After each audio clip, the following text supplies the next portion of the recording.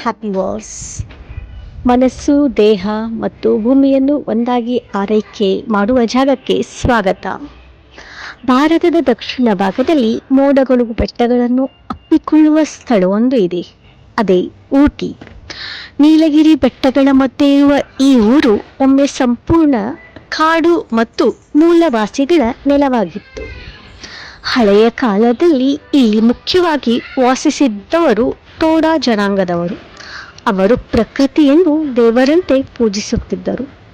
1820ರ ದಶಕದಲ್ಲಿ British ಅಧಿಕಾರಿಯಾದ John ಸುಲಿವಿಯನ್ ಈ ಸ್ಥಳವನ್ನು ಕಂಡು ಆಶ್ಚರ್ಯಪಟ್ಟರು. ತಂಪಾದ ಹವಾ, ಹಸಿರು ಬೆಟ್ಟ, ಶುದ್ಧ ಗಾಳಿ ಇವೆಲ್ಲ ಬ್ರಿಟಿಷರನ್ನು ಇಲ್ಲಿ ಸೆಳೆದವು. ನಂತರ ಇಲ್ಲಿ ರಸ್ತೆಗಳನ್ನು ನಿರ್ಮಿಸಲಾಯಿತು, ಚಹಾ ತೋಟಗಳು ಬೆಳೆದವು, ಮನೆ ಮತ್ತು ಉದ್ಯಾನವನಗಳು ನಿರ್ಮಾಣವಾದವು. 1908ರಲ್ಲಿ ಆರಂಭವಾದ ನೀಲಗಿರಿ ಮೌಂಟೇನ್ ರೈಲ್ವೆ ಊಟಿಯನ್ನು ಜಗತ್ತಿನ ಗಮನಕ್ಕೆ ತಂದಿತು.